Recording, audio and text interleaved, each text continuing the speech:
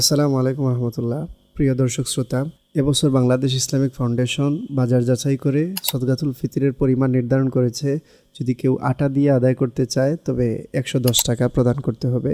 যদি কেউ জব দিয়ে আদায় করতে চান তাহলে ৫৯৫ টাকা, সহজের জন্য ৬০০ টাকা আদায় করতে পারেন।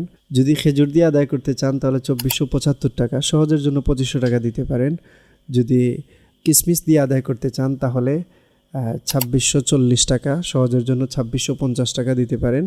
আর যদি পনির দিয়ে আদায় করতে চান তাহলে ২৮০৫ টাকা, ২৮০৫ টাকা আদায় করবেন। এই ক্ষেত্রে আমরা সবাই চেষ্টা করা উচিত সামর্থ্য অনুযায়ী যে যেটা দিয়ে আদায় করতে পারি, বড়টা দিয়ে আদায় করলে উত্তম হয় গরিবের জন্য। কারণ হযরত আলী রাদিয়াল্লাহু তাআলা আনহু বলেছেন, যেহেতু ইজা আউসা আল্লাহ, আল্লাহ যখন আপনাকে সামর্থ্য দিয়েছেন, ফাউসিও, তুমিও চেষ্টা করো যেন বড়টা দিয়ে আদায় করতে পারো। আমরা আমাদের সামর্থ্য অনুযায়ী যাতে অন্তত গরিব এই ফিতরার টাকা দিয়ে যেন সে সুন্দরভাবে ঈদ করতে পারে, আমরা চেষ্টা করব। সবাইকে ঈদের অগ্রিম শুভেচ্ছা। আসসালামু আলাইকুম রহমতুল্লাহ।